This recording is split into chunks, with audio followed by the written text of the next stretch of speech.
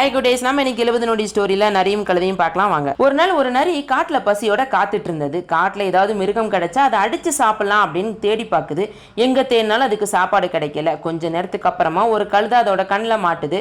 அதே நேரத்தில் கழுதையுமே நரியை பார்த்துருச்சு. ரொம்ப பயந்து போன கழுதை கொஞ்சம் அறிவாளித்தனமாக யோசிக்க ஆரம்பிக்குது. அப்போ தான் அதோட பலம் ஞாபகம் வருது, தன்னோட பின்னங்கால்கள் அப்படின்னு.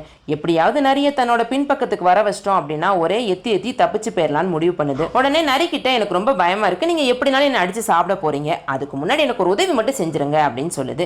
நரி என்ன உதவி அப்படின்னு கேட்குது. இல்லை, நான் நேற்று தான் குரங்கு ஜோசியரை போய் பார்த்தேன், எவ்வளோ நாள் உயிரோட இருப்பேன்னு கேட்டேன். அதுக்கு அந்த குரங்கு ஜோசியர் சொல்லிச்சு, உன்னோட ஆயுள் ரேகா உன்னோட வால் வரைக்கும் நின்றுருக்கு, அதனால் நீ 50 வருஷம் வாழ்வ, பயப்படாத அப்படின்னு அனுப்பிச்சி வச்சிச்சு. ஆனால் நான் இன்றைக்கே உங்ககிட்ட மாட்டிக்கிட்டேன், எப்படி நான் சாக போகிறேன், என்னோட ஆயுள் ரேகை எது வரைக்கும் இருக்குன்னு கொஞ்சம் பார்த்து சொல்லுங்களேன் அப்படின்னு கேட்குது. ஒரு நிமிஷம் யோசிச்ச நரி, சரி சாகிறதுக்கு முன்னாடி ஒரு சின்ன உதவின்னு கழுதையோட வால் பக்கத்தில் போய் ஏதோ ரேகை தெரியுதான்னு பார்க்குது. இதுதான் சரியான நேரம் நினைச்ச கழுதை ஒரே எத்து நரியோட முகத்திலே அடி விழுந்ததுனால நரிக்கு தலை சுத்த ஆரம்பிச்சிருச்சு. இதுதான் சரியான நேரம்னு வேகமாக ஓடிச்சு கழுதை. இந்த கதையிலேருந்து நம்ம என்ன கற்றுக்கலாம்? நமக்கு எவ்வளோ பெரிய பிரச்சனை வந்தாலும் பிரச்சனையை பெருசாக பார்க்காம தள்ளி வச்சு பார்த்தோம் அப்படின்னா நமக்கு ஒரு தெளிவு கிடைக்கும். நன்றி, வணக்கம்.